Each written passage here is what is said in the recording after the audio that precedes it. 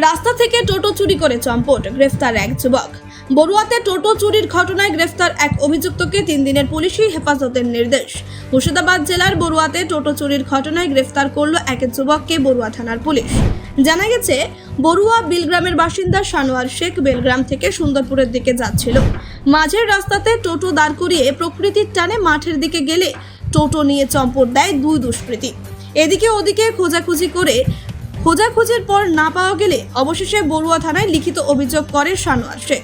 লিখিত অভিযোগের ভিত্তিতে বড়ুয়া থানার পুলিশ তদন্ত শুরু করে সুজন শেখ নামে এক ব্যক্তিকে গ্রেফতার করে, যার বাড়ি কেতুগ্রাম থানার অন্তর্গত কাটারি গ্রামে।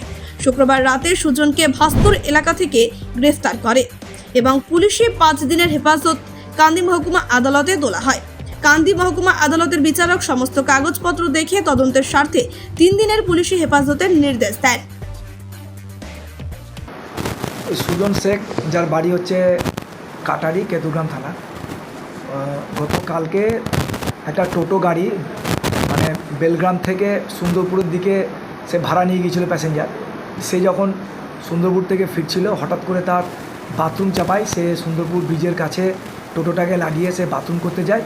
বাথরুম করে সে দেখে যে তার টোটো গাড়িটা নাই, কে বা কারা চুরি করে নিয়ে চলে গেছে। পরে ওই একটা লরি ওখানে দাঁড়িয়েছিল, সে ড্রাইভার দেখেছে যে দুজন ছেলে ওই টোটো গাড়িটাকে নিয়ে চলে গেল। সঙ্গে সঙ্গে সে খোঁজাখুঁজি করার পর তাকে পায়নি। তারপর সে বড়ুয়া থানায় একটা অভিযোগ দায়ের করে। সেই দায়ের পরিপ্রেক্ষিতে এই সুজন শেখকে কালকে অ্যারেস্ট করে। ওর সঙ্গে আর একজন ছিল, তো ইনভেস্টিগেশন চলছে। তো ওই টোটো গাড়িটা উদ্ধার করার জন্য আজকে 5 দিনের কোর্টের কাছে পুলিশ রিমান্ড চাওয়ায় কোর্ট 5 দিনের পরিবর্তে 3 দিনের পুলিশ রিমান্ড অ্যালাউ করে।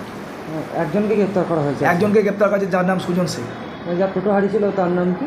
তার নাম হচ্ছে সানোয়ার শেখ, ওর বাড়ি হচ্ছে বেলগ্রাম।